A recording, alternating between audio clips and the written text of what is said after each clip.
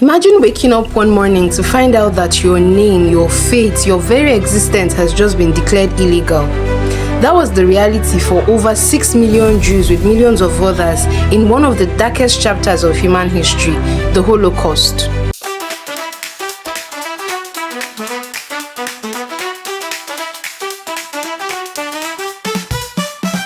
It began not with gas chambers but with words of hate slowly whispered by a man named Adolf Hitler, a man who promised to restore Germany's pride after World War I. He blamed everything wrong in the country, poverty, unemployment, defeat, on one group, the Jews.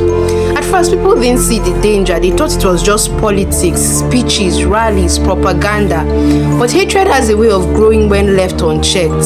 Soon, laws were passed. Jews were stripped of their jobs, their homes, their rights. Then came the yellow stars, badges they were forced to wear, marking them as outcasts in their own cities. And then the unthinkable. Families were torn apart, children separated from parents, trains began to rumble across Europe, not carrying passengers but victims. They were taken to places like Auschwitz, Treblinka, and Sobibor, places that pretended to be labor camps but were in truth factories of death. In Auschwitz, the air itself betrayed you.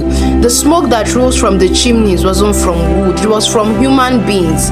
Those who weren't killed immediately were forced to walk, starved, beaten, and treated as less than animals.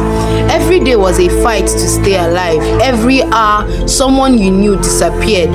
Yet in the middle of all that darkness, there were sparks of light. Some prisoners whispered songs at night, songs of home and hope. Some shared the smallest crust of bread, knowing it might mean their own death. And some, like a young girl named Annie Frank, believed that even in horror, humanity could endure.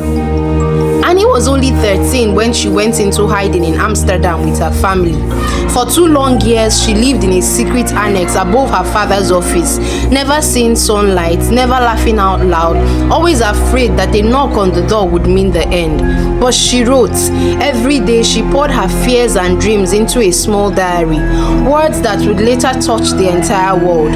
She wrote, "In spite of everything, I still believe that people are really good at heart." Imagine that.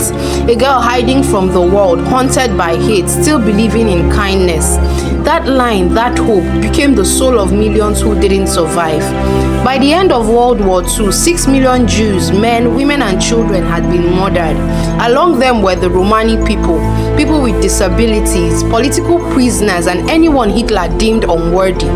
The world stood in silence when the camps were finally liberated. The soldiers who entered them wept. They saw mountains of shoes, piles of hair, glasses, toys, the remains of life stolen too soon.